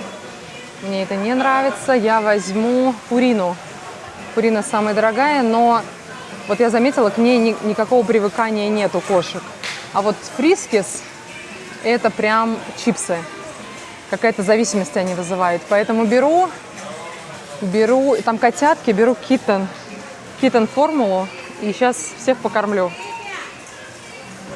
1,6 килограмма. 1000 песо. Это у нас получается на 60 где-то $18. Но пачка большая. Я всегда, когда покупаю что-то для котят, думаю, Ну, вообще, для котят, для кошек неважно. Вот когда забегаю в магазин и думаю, я приду, и уже никого нет. Но я так понимаю, что там целое семейство, и они никуда не денутся. Да, вот одного уже вижу. Ура! Сейчас будем кормить. Ребят, смотри, какие авокадо, манго оказались на парковке. Красавцы. Но мы не за этим. Катя женской душой, материнской заботой. Смотрите, есть, Побежала как в всегда, магазин. да, есть смельчаки. И не оставят котят Вот без еще. еды. Давай скорее, много-много. Ой, Аккуратненько. а мама не спешит. Мама не спешит, мы сейчас разные кучки. Она не видит, еще не А знает. один на стульчике. Молодец, сообразил, да? Там, наверное, не так жарко, милый.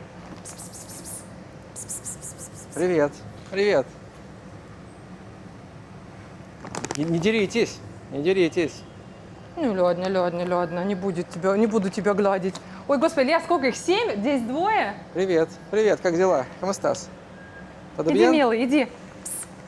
Todo bien. Ой, он такой хороший. Ой, он такой хорошенький. Ой, молодой совсем. Я думаю, ах, какие, дерутся. Давайте еще, да, чтобы вам Катя, сегодня какой ты- были сыты. Ты какой корм раздобыла на богатом? Да, причем я купила корм Это для пурина? котяток. Это пурина? Да, я купила пурину, потому что я уже записала предыдущее видео, потому что пурина не вызывает привыкания, как мы выяснили. Простите. Приятного аппетита. Приятного аппетита. Всем, кто любит котов и кошек, посвящается. Уверен, есть какие-то котолюбы, которые неравнодушны кошачьей доли. Да? Это братья у нас еще меньше, и если у нас есть чуть-чуть побольше, чем у них, то мы должны о них заботиться и помогать. Пока, ребятки. Пока. Вы сделали мой день. Мы поедем Сделали мое к утро. нашим деревенским котам. А этот корм еще пригодится, да? Конечно. Ой, какие они маленькие, Илья. Ой, ты зайчка такой. Ой, ты, господи. Такие чистенькие. Красивые очень котики. Пока, ребятки. Ребят, ну вот мы выезжаем из замечательного Санто-Доминго. На удивление, пробочка на мосту. Ну, потому что здесь, по сути, одна полоса в эту сторону, с этой стороны моста.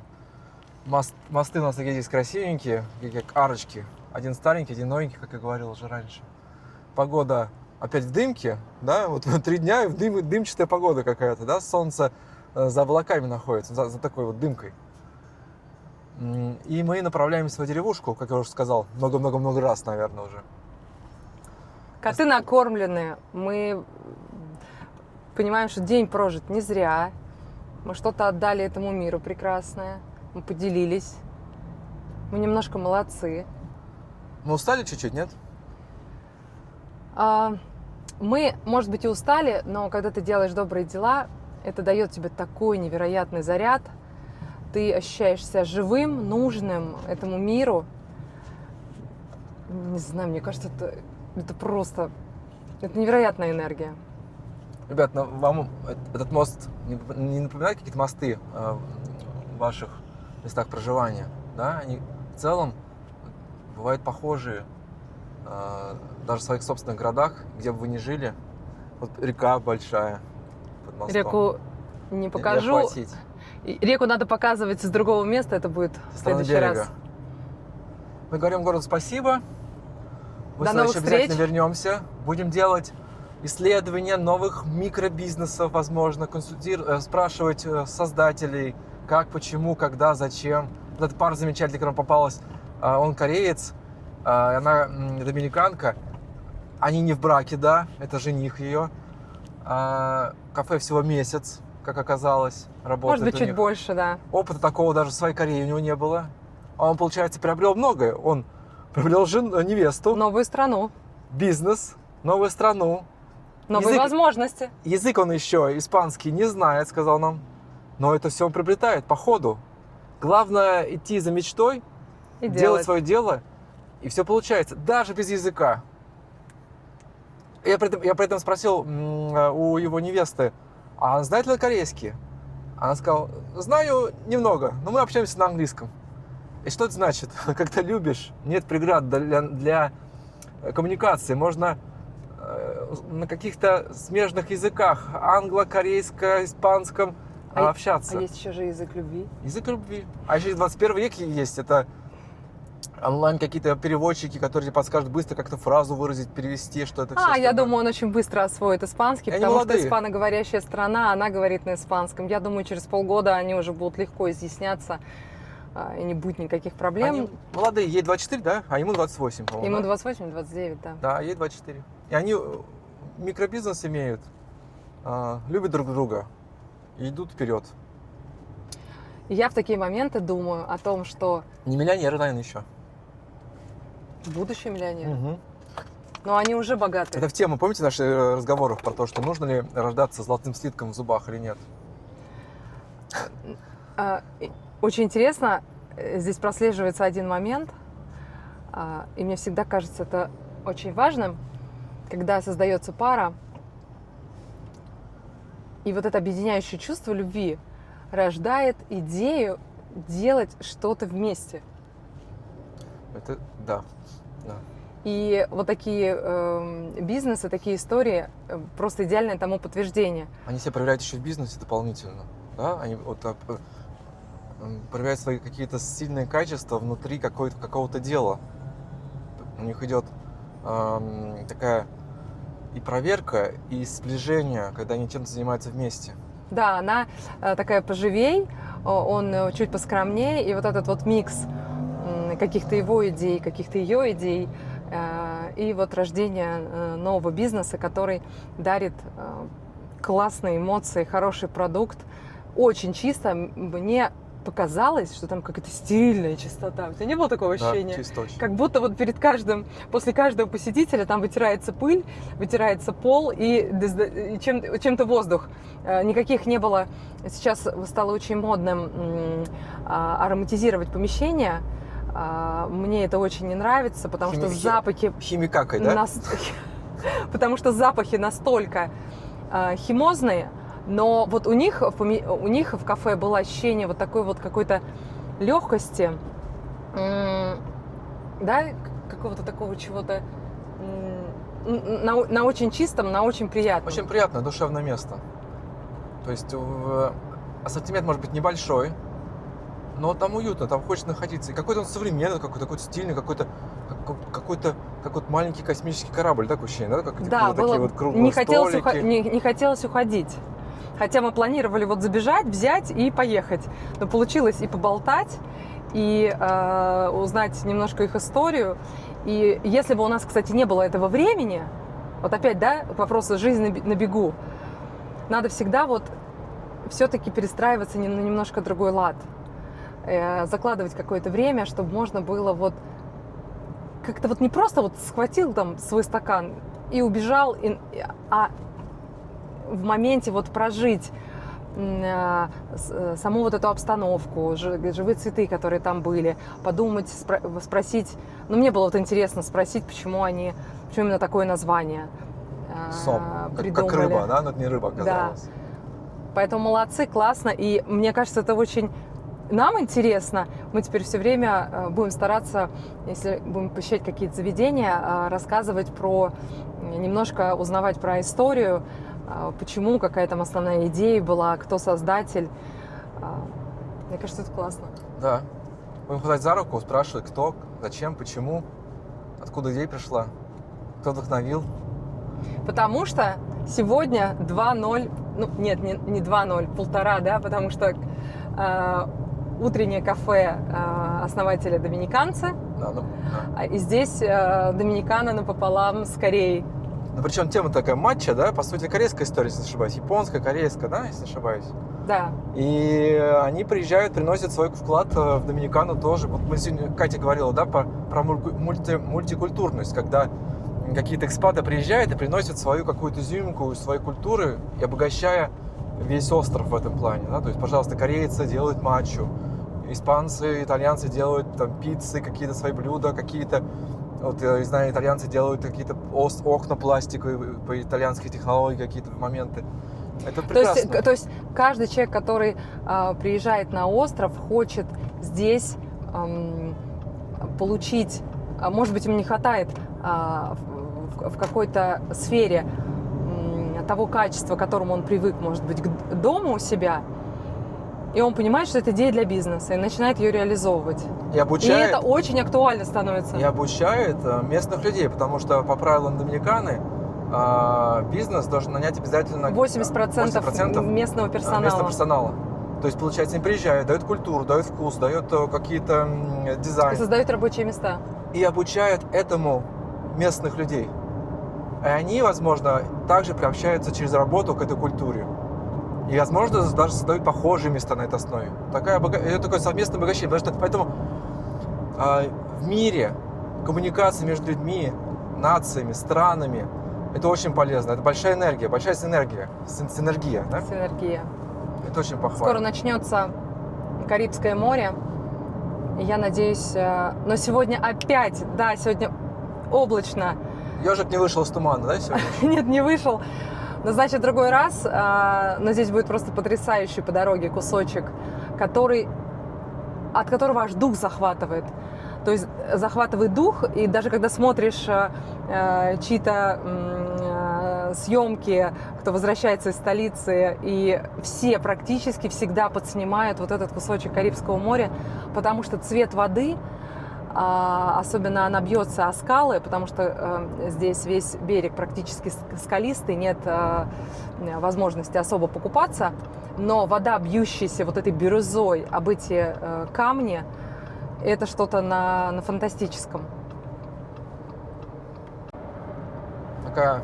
Такие повороты прям по краешку моря. Городского моря, получается, да? Если можно так Городского моря, которое сегодня не показывает полностью свою красоту, но я поняла почему. Оно сегодня отдыхает. сказать. Ну, тоже Оно же воскресенье. может, оно же тоже должно когда-то отдыхать. И оно сегодня свою яркую красоту бирюзовую немножко спрятало от нас. Но говорит: ребята, возвращайтесь, я буду ждать, в следующий раз Ну, будет здесь всегда солнце. проявляется чуть-чуть, но не хватает мощи обычного солнца, которое здесь светит, как прожектор. Подсвечивает эту воду, ярко-бирюзовые цвета. Глаз Причем- невозможно оторвать, когда едешь в солнечный день. Просто невозможно. Летят брызги воды и такой цвет, который... Раньше я думала, что Карибское море, да, знала, что всегда говорили, самое красивое море на этой планете по цвету, но я никогда не думала, что оно действительно вот такое вот по цветопередаче, что от него глаз, ну вот просто ты смотришь и думаешь: нет, ущипните меня. Кстати, все моря имеют название по цветам. Черное, красное, практически такое белое море, желтое море, да, часто имеет название с цветом связано. А Карибское море, да, но если бы называли его цветом, море цветом, да, оно было бы, получается, бирюзовое море, да? Да, было бы бирюзовое. Оно прям реально бирюзовое, очень, очень классно. Почему сегодня так много машин? Все Наверное, выезжают на все отдохнули, купашке? поехали по своим провинциям, деревням. Или это люди выезжают куда-то покупаться местные? Ну, просто так толпой. Но мы едем, как бы, получается, на восток острова. А я знаю, что за островом, ну, за столицей есть в сторону запада как раз такие песчаные карибские пляжи.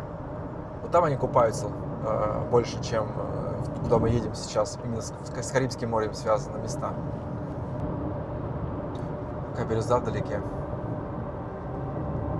И был виден такой всплеск воды, Как фонтанчик. кит плюнул, да, с одной Да, да, да. Хотя он не плюнул, он так вдыхает, а они плюются. Может, плюются.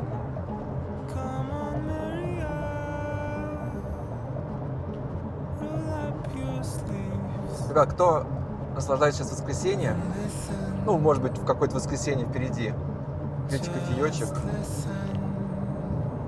Или чаечек, Чаечек. или матчу. хорошего вам дня прекрасного. Может, как-то наше видео вам поможет поднять настроение. Ну, есть какая красота просто. И самолет садится еще с другой стороны.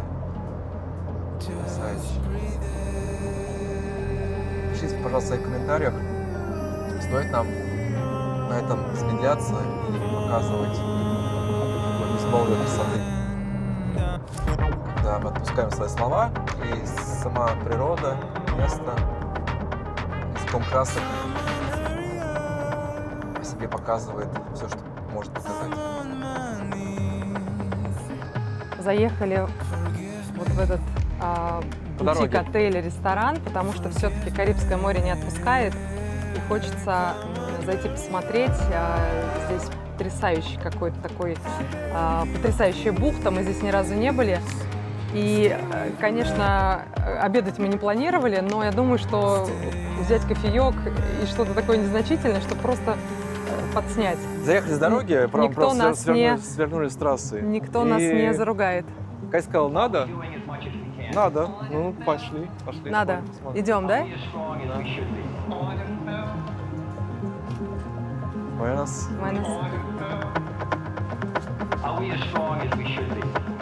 Тут прям целый мир. Все как положено. Ой, какое красивое зеркало. Всем привет. Ты целый такой прям городок. Ресторанный городок. Здесь понятно, здесь целый клуб. Здесь можно остановиться. Оля. Илья, что, за купальничком не пойдешь? Вот это, пойдем посмотрим. Куда мы с Мира? Gracias. Народ отдыхает, расслабляется. Я уже убежал. А мы сейчас все подсмотрим. Обожаю доминиканцев за их гостеприимство. Всегда, пожалуйста, проходите. Esta zona relajada, ¿sí? Пора релахарса, да, релахарса Так, это расслабляться. Место То есть можно доминиканцев. здесь, наверное, скорее Воскресенье. оплатить пребывание, может быть, даже как вот дневной такой проход, и здесь побыть целый день. Доминиканцы, кстати, очень любят купаться в бассейнах. Я вот, например, вообще не люблю. Илья, ты любишь купаться в бассейне? Не всегда люблю больше морскую воду. Но я не отказался бы. Знаете, какой бассейн Вот со как раз. стеклом? Мы сейчас посмотрим. Вот какой прикольный бассейн, тоже интересный. И люди плавают там, как рыбки. Забавно. Но мы идем вон туда. Там должно быть что-то очень красивое. Там массаж. Давайте в эту беседку зайдем туда подальше. Привет, Карибское море.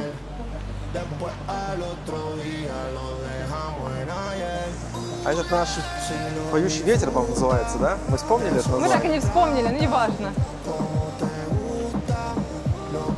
Ой, Такая какая бухточка. свобода! Какая свобода, боже! Несмотря на то, что облачно, но море волнуется чуть-чуть. Ветерок.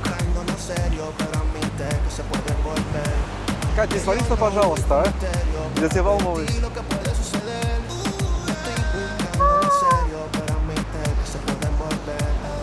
Аккуратно по краям, как скала там, пожалуйста, не рискуй.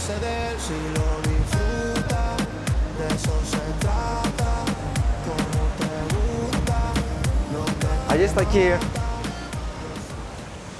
я так понимаю, что это вулканические отложения.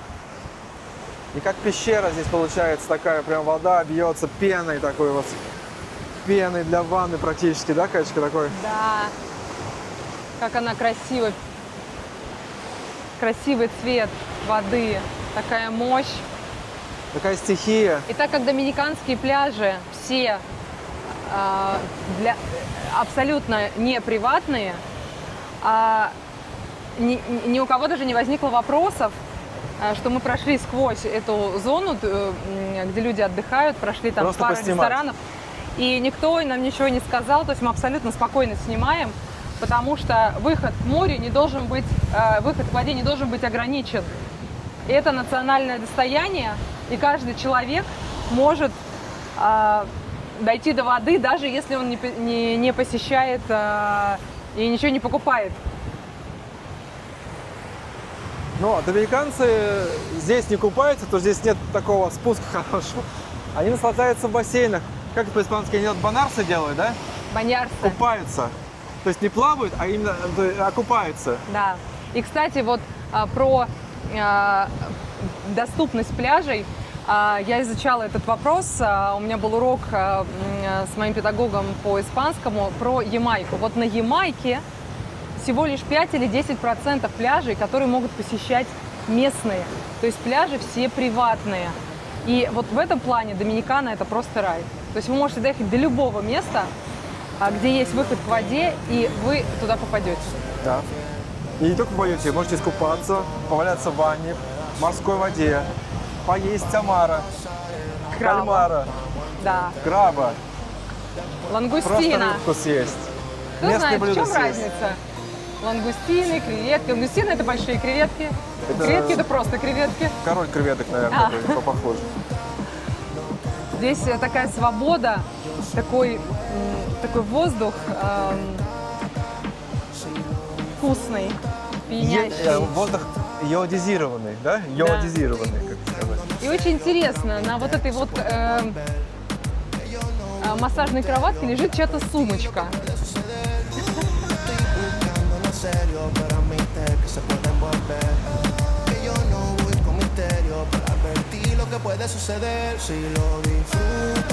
Просто хочется посмотреть и немножко помолчать.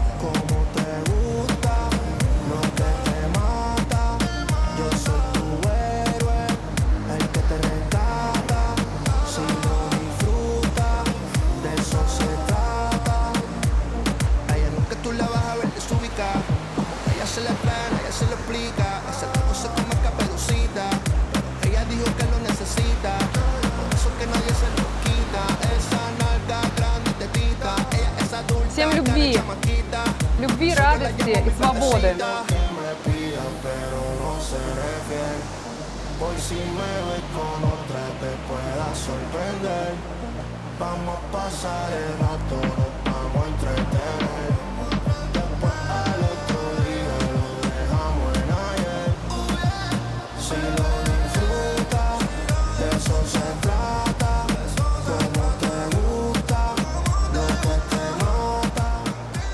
Такая вот пещерка, которая образовалась от воздуха, воды морской.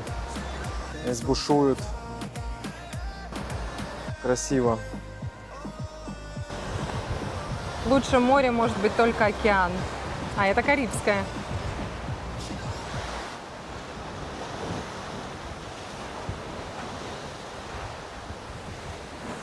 Ну, можно на парковке. Смотрите, здесь под таким прекрасным деревом стоит Фламбоянчиком. одинокий тренажер. А можно? Но Можно он сесть? под весами, может быть. Можно сесть попробовать? Давай, может, ты давай, я поснимаю, а ты. Это наверное, охрана, наверное, делает, да, его? Качается на этом, наверное, скорее всего. Да? Что мне сделать? Так, ты еще спортом не занимался? Я вот такое простое упражнение поделаю, да? Опа. Опа. Слушай, То есть- а там не вес, там какие-то резинки тугие, и Ну, которые нормально опускаются. прокачивает, качает. То есть приехал. Давай второе, которое для рук. Так ты еще не занимался на тренажерах, Ля? На воздухе свежем. Такого опыта не имел. Нет, здесь вес не под меня, видишь, я поднимаюсь. Класс! Не под мой вес рассчитан. Вот. Так Интересно, но смотрите, здесь еще, вот здесь еще и резинки чьи-то висят. Наверное, ребята, мужчины тут, может, с соседних домов решили, скинулись, да, и, может быть, либо чей-то он, либо они купили и занимаются. Прикольная, кстати, идея. что, да. А это как палочка такая. Для сушить. И вот посними. Такая вот улочка простая, но очень уютная.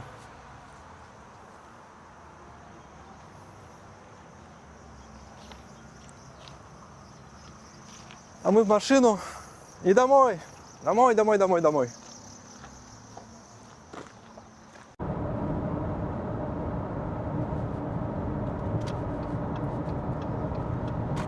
Осталось где-то около часа до нашего дома. Нужно будет заправиться. Заедем в заправочку. Сделаем бак, так сказать.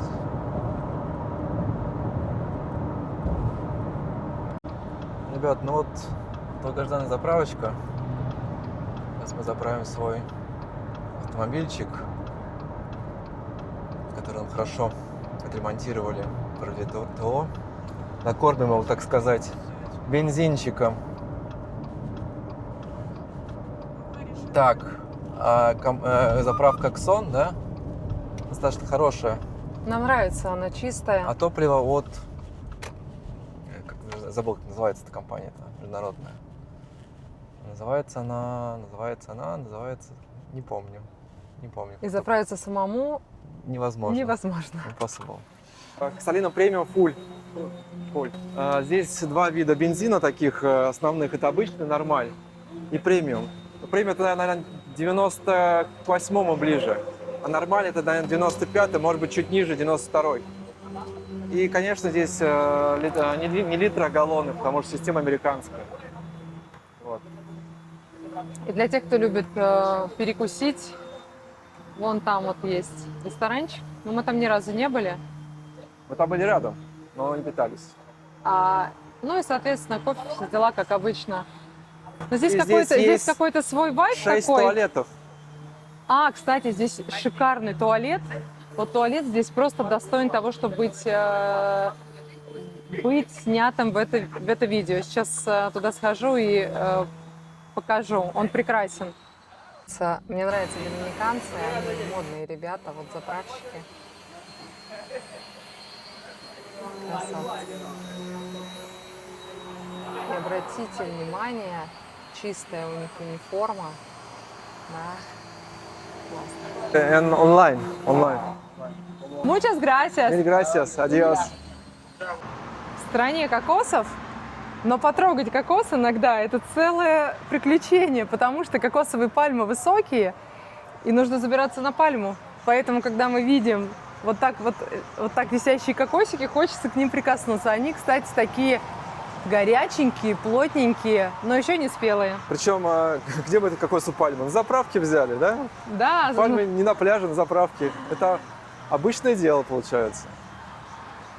И никто не пытается кокосы эти унести, сорвать прям, потому что их здесь более чем достаточно. Такая зона отдыха. Чил. Но мы сегодня уже кофеек, свою порцию по кофейку выполнили, да, свою дозировку? Придется, потому что всегда это место, здесь всегда пусто, никого. Здесь есть чудесный магазинчик, как раз где можно вот налить кофе и какую-то закусочку купить. Там и печеньки, и какие-то местные сладости, и мороженое, и даже какие-то бокадильос, это бутерброды. Но здесь всегда хочется сесть, мне очень нравятся вот эти столы. И вот эти растения, и как-то хочется вот немножко посидеть, перегрузиться и уже ехать напрямую домой. Ты будешь кофе? Тебя хватит? Я спрошу, может быть, у них есть декаф? Ну или глоточек сделаю тебя. Или воды возьмешь, а я кофе возьму. Да, и еще надо показать туалет, потому что туалет тут произведение искусства. Пошли возьмем по кофейку. Ну, я кофеек возьму, а ты возьмешь что-то декофенатное, такое соевое. Я сейчас, может быть, примерю одну шляпку. Я все хочу купить здесь какую-то шляпку.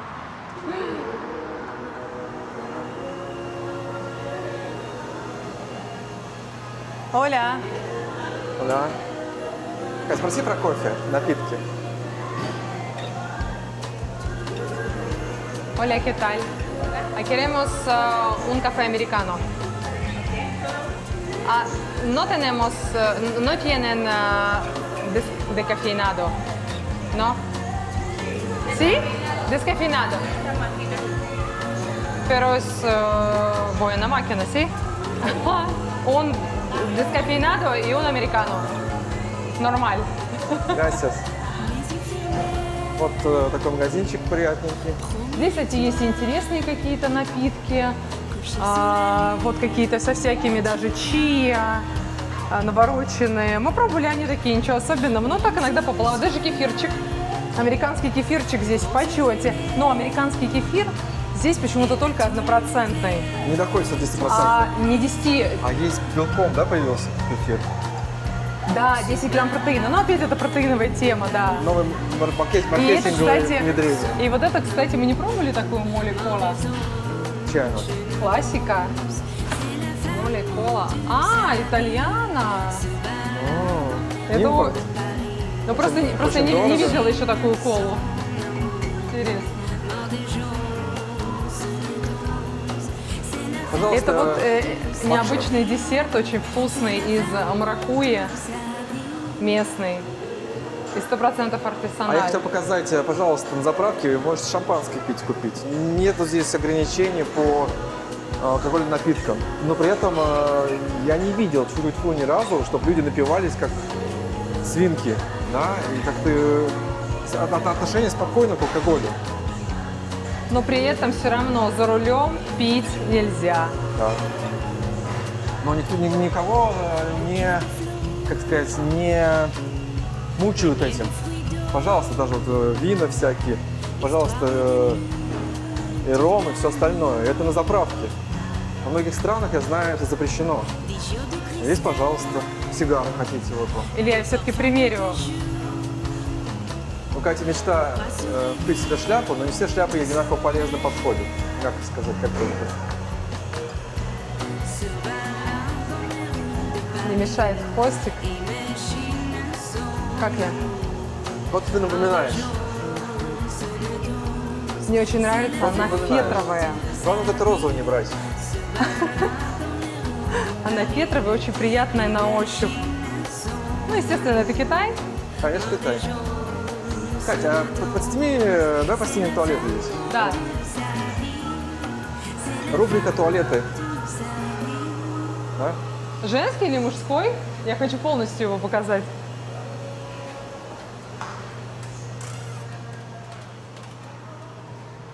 Ну, мы Это никого как, бы, там- это как бы входная группа в туалет. сейчас проверим, даже дай посмотреть, нет ли там никого, чтобы никого не смущать. Я посниму мужской туалет, да? Нет, ли он... То есть это целая зона. То есть туалетная зона больше, чем сам магазин, который мы только что показывали. То есть чистенько, Красивая плитка, вот мимо которой ты проходишь. камушки. Даже есть декорации такие интересные. И еще очень классно сделан свет, Илья, который висит на тросах. Да. То есть дизайн легкий, то есть это открытое Я помещение. бы хотел такой туалет дома иметь. Да? В Можно таком зайти? стилистике. Катя, ты в мужском Вот у меня туалете? ощущение легкости. И почему-то даже скажу такую вещь, когда я не хочу в туалет, Я хочу попасть сюда. я хочу сюда просто сходить, потому что здесь, ну, прикольно. То есть вот эта вся зона, она даже больше, чем зона магазина и кафе. И опять же здесь вот какая-то инсталляция, и живая изгородь пущена. А я пойду заберу кофеек. Да, ты не пойдешь. Я зайду, наверное, но снимать не буду. Можно? Пока. Мгм. Давай, Илюш. Ну, сильно сахар. Сильно супер. Мы не пьем кофе с сахаром. Нам всегда его предлагают именно с сахаром. Да.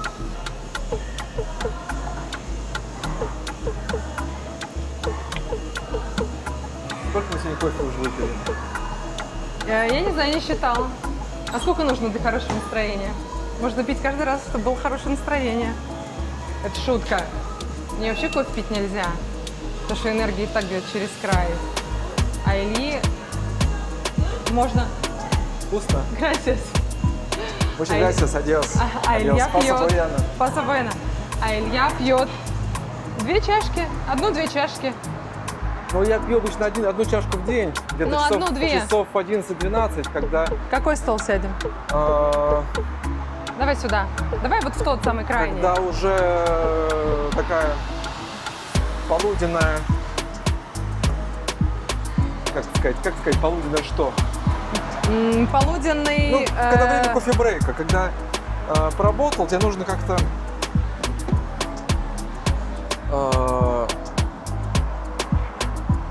сделать перезагрузочку такую за кофейком. Хотя в идеале, конечно, кофейные напитки надо сокращать, потому что все-таки это стимулятор, дегидокофенат. И они похожие стаканчики имеют. Да, но у меня или... Я, кстати, не знаю, как это правильно читается. О, это мой бренд, да? Да, это твой бренд. Но пью его я. А как мы не перепутаем? Нет, Сейчас кого-то колбасить будет больше. у меня без кофеина. Кстати, с бескофеиновым кофе, знаете, тоже очень интересная история. Когда я немножко изучала, как же мне все-таки... У меня просто кофе вызывает, ну, в зависимости от ситуации, от дня, от настроения, меня от него, ну, как колбасит, потому что я по гороскопу стрелец, я огонь, и я и так горю. И получается, выпив такой допинг, я начинаю гореть еще сильнее. И я чувствую, ну не то, что у меня там сердце там колотится, да, как это называется, не аритмия.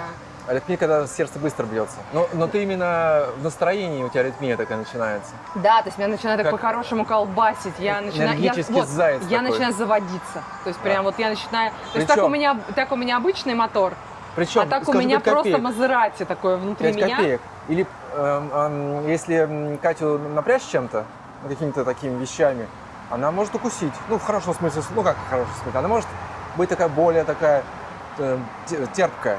Если настроение попадется какая-то тема Ну, вы позитивная, поняли, да? Вы поняли. она пойдет песни петь, танцевать, плясать. Поэтому вот такой баланс. И вернемся к кофе. Кофе без кофеина – это целая история, потому что если мы возьмем обычный кофе Золотой. и обычные бренды, которые выпускают кофе и не заморачиваются, как я вообще не понимала, как возможно из кофейного зерна убрать кофеин. Это специальный сложный процесс, но обычно у обычных брендов этот процесс химизирован. И я обнаружила, что, например, швейцарцы заморачиваются и разработали какой-то специальный процесс очистки кофейного зерна от кофеина с помощью у них какая-то водная система. Вот водяная чистка от кофеина. Водяная чистка, да. И кофе, естественно, это стоит на порядок дороже. Поэтому... И я, кстати, этот кофе еще ни разу не пробовала. Я все смотрю, он стоит, хорошо он стоит. Надо, кстати, попробовать, потому что швейцарцы в этом плане молодцы, они все делают хорошо. Мы в Доминикане, как это швейцарский кофе здесь? Ну, может, технологию сюда притащить? Поэтому, когда нужно выпить еще одну чашечку кофе, это бывает крайне редко, то я выбираю декаф. Мне нравится просто вкус кофе и вот атмосферность, да, что ты можешь сесть, погрузиться в место, да, Илья, поболтать о чем-то, перегрузиться и просто побыть. Даже можно взять оливковое масло 5 литров в банку, там я вижу. Можно взять шампанское, Кто-то явно проголодался. кефир, пирожки, печенье, не знаю, макароны себе Даже забацать. арома масла продаются, ароматерапия. Сходить в шикарный туалет, купить шляпу, сигару. То есть И сделать пикник-обед, да? целую роль здесь проиграть, да. Пообедать, поужинать, позавтракать, покурить сигары. Мы не рекомендуем, это опасно, это вряд ли для здоровья, да, сразу скажем, спойлер такой. И еще момент такой хотел сказать. Это кофе достаточно вкусное. Можно я твой попробую? А как, кстати, тебе мой декаф? Вот, Кстати, типа, неплохой. Неплохой. Обычно он более Декаф такой... паршивый вкус имеет, такой, такой Какой? паршивый обычный декаф. Паршивенький, Ну, может такой быть? какой-то вот Он сухой очень на вкус. сухой, и очень такой сухой. послевкусие, как будто ты, не знаю, что там, какие-то невкусные обычно. А этот декаф неплохой, и в целом кофе неплохой, даже хороший кофе. Понятно, что это, наверное, магазин, ресторанчик при заправке, да, но все равно кофе хороший. И, кстати, декаф не продается повсеместно. Во многих местах, где представлено, то есть, в которых мы были, не было декафа. Но в целом, И даже удивляли. но в и даже целом удивляли, на декаф? острове декаф достаточно есть, присутствует. То есть это не какая-то экзотика. Местные бренды делают декаф, Но но уже просто запроса такого большого нет. Потому что в основном люди, конечно, пьют обычный кофе. О чем обратили внимание? Мы еще открыли же уже даже молоко из макадамии есть, да? Да, но это уникальное место. Ну есть же. И они... Потом мы уже, кстати, после этого кафе, где было молоко из ореха макадамия. Мы поговорили с девушкой, которая нас обслуживала, и она сказала, что я так думаю, скорее всего, что тот кофе, который они продают в этом кафе, и на этой же ферме выращивают орех макадамия. И, скорее всего, они это все закупают в одном месте и просто подумали, а почему бы нам из ореха не сделать молоко, и мы будем чем-то еще отличаться от других кафе. Да, да, я так тут тоже сделал бы. По поводу цены. Два великолепных кофе, неплохих, 250 песо. Это где-то получается у нас... Это у нас получается наверное, где-то... $4,5. Да. Скажите, много или это мало? Кофе приличный, не такой, не автоматный. Не бурда-моден, да? Там все-таки мы видели, машина стоит, кофемашина, да? То есть, там... Да, но интересно, ты обратил внимание, она сказала, девушка, что обычная американо это кофемашина, а мой декаф С какой-то специальной это другая кофемашина. Я говорю, ну машина-то хорошая? Она говорит, ну да, давайте. То есть, по сути, уровень кофейного заведения кофе. Мы опять Францию плохо вспомним, да? Во Франции мы останавливались на заправках. Мало того, что там бешеные толпы, забито все, даже местами не очень чисто, потому что народу много. Народу ходит. очень Там много. чуть ли не бумага То есть людей прилипает к кроссовкам, такая да? проходимость. Я вот такого, Туалетная кстати, больше бумага. нигде не встречала. Илья совершенно прав. И кофе там был на трассах водянистый. сделаны очень большие зоны, где можно остановиться, где и заправиться можно, и как это, в общем-то, наверное, везде в Европе.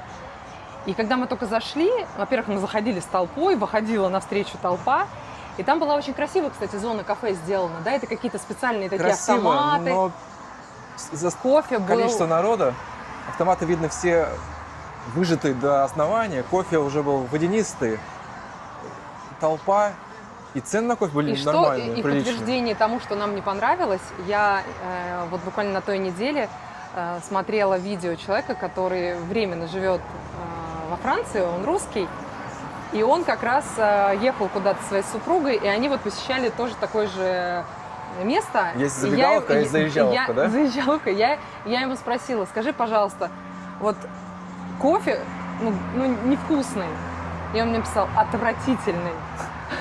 И тогда я совершенно расслабилась и поняла, что это не потому, что, это не потому, что мы так решили по французам пройтись, да, Но мне показалось, что как-то кофе в таких местах это не их конек. Да, ребят, если вы хотите спокойно попить кофейку в заправке, выбрать какой вам ресторанчик сходить, тот, этот с продукцией, или чисто заправочную версию.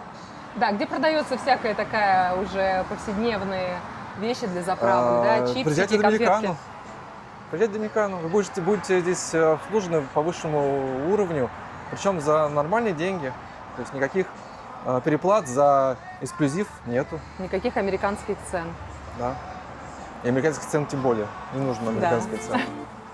Ребят, на этой нотке мы завершаем этот ролик на сегодняшний день. Надеюсь, вы поставите свой лайк, напишите комментарии. И хотелось бы, чтобы вы подписались, чтобы мы могли развивать эту деятельность и быть полезными для вас. Делиться с вами нашей жизнью, потому что мы хотим и будем продолжать снимать про нашу обычную доминиканскую жизнь, показать остров совершенно с другой стороны. Жители острова, не туристов. Показать как жители. Да. Поэтому до скорой встречи. Пока. Пока.